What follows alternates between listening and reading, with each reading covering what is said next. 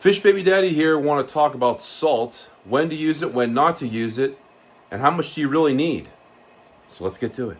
So what got me thinking about salt today was I started thinking about, I'm getting these fish ready, starting to get them real healthy, and I wanted to kind of boost their immune system a little bit, and I wanted to give them some salt and wanted to put it in the tank. And was trying to figure out, maybe this would be a good video to kind of talk about how much salt you use and when you use it and those types of things. And so as a general rule of thumb, when you're looking at salt and you're trying to put just like a regular basic aquarium salt in a freshwater tank, from a therapeutic standpoint, if you're just doing it to help boost their immune system, kind of get a little protective slime coat on the fish, so it deters them from any parasites, diseases, or anything, along with good water changes. You're looking at about a quarter of a cup per 10 gallons. If you see anything that's like disease-wise with the fish, you're going to be looking at probably half a cup per 10 gallons. So a half a cup of salt per 10 gallons, or you're going to be in that quarter cup per 10 gallons if you're just looking from a therapeutic standpoint. Now I put something in the range between about a half a cup or a quarter of a cup in here per 10 gallons. And it's a 40-gallon tank. And they seem to be doing fine. I fed them and everything. So I'll actually keep that in for a week, and I'll do a water change, and it'll dissolve out a little bit. Maybe I'll add, a little bit here and there. But one thing's for sure, you do not want to add salt when you've got like a planted tank over here. You put salt in a planted tank, you're going to kill the plants. So you definitely, as a general rule, just avoid salt altogether. It doesn't matter if it's these plants here. It doesn't matter if you got a little bit of plants down there with some Java moss or any kind of wisteria or anything kind of just floating on the top. Stay away from salt if you can. I'm not a big fan of it. I know there might be some people out there that you can put some microdoses in, but I would definitively not put any salt for sure in a tank if you got any plants in there. So avoid that at all costs. You can see it's just a wooded tank, and I just got a bunch of little babies in here, and I want to keep their immune system nice and strong, feeding them, doing good water changes, and I throw a little salt in there. Now, the kind of salt I use is basically just something like this. These are diamond crystals. This is just something I picked up at Home Depot, or you can get this, these are water softeners, or you can get this at Home Depot. I get this because it's a lot cheaper. I can get a big bag of this for between $7 and $10, depending on the rate.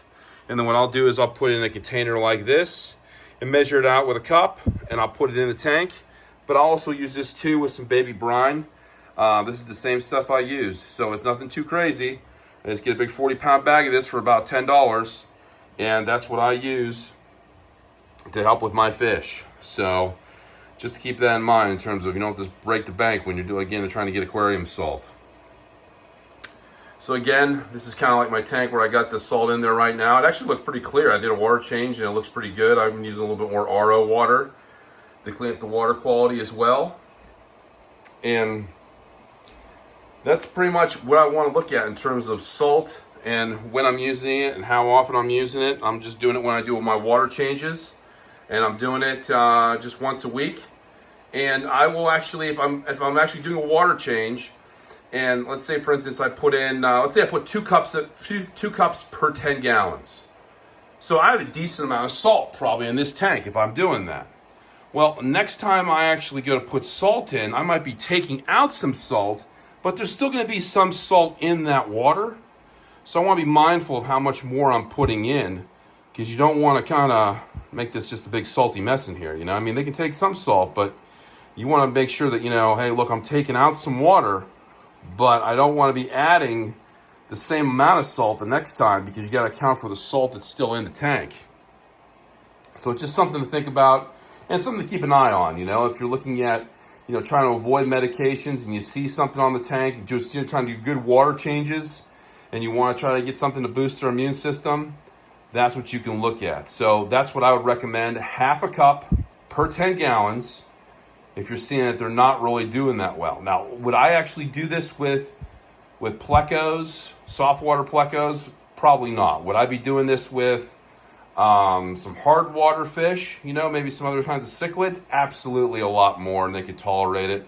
So it just depends on the type of fish you're actually accustomed to and actually using. Now, these are soft water fish, but these guys got scales, so I don't have to, I mean, soft water fish do have a tendency to absorb a lot more of the properties of the water, so we gotta be mindful of that. But I wanna try to keep their immune systems nice and strong, good water changes, and I think we should be good to go. But I wanna just, you know, get an idea on how much salt and what I'm doing with salt.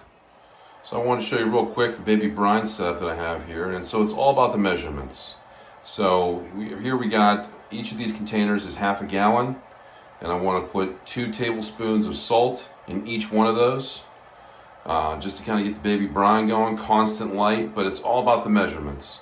And so, you know, depending on what you're doing and how much you need, I use that same salt that I get from Lowe's or Home Depot, and I use that to actually apply to the baby brine. So again, these are half gallon containers, 2 liters roughly, and I put 2 tablespoons of salt in each of those, and then I just kind of mix in the baby brine. I actually have to put some baking soda in here too, because the pH is real low, and I got some really super soft water, so I have to kind of elevate that a little bit because they like a little bit of harder water. So, but again, salt done in the right dosages at the right circumstance, you're gonna have some great success. So there we go, diamond crystals. This is like a water softener. Let's put in a little container here, and you measure it out. You know, measure it out in terms of what you're using it for your fish. Make sure you're using anywhere between 1/4 cup per 10 gallons or 1/2 cup per 10 gallons. Depending on the variation of your therapeutic or actually disease related. It helps boost their immune system, keeps them good, nice, strong slime coat. Try to avoid or try to look into further detail if you're actually going to do catfish, plecos, anything like that. Hard water fish have a tendency to do really well with salt because that's in their natural habitat. So something to think about. And of course, when you start looking at these plants, avoid using salt with the plants. That's my experience, and try to avoid as much as you can.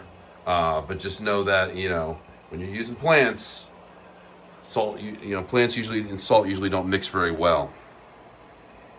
But I just want to give you a rundown there quick of what I use salt for and how I use salt and when to use it, how to prescribe, and how to dosage it. So hopefully you got something out of that. Salt.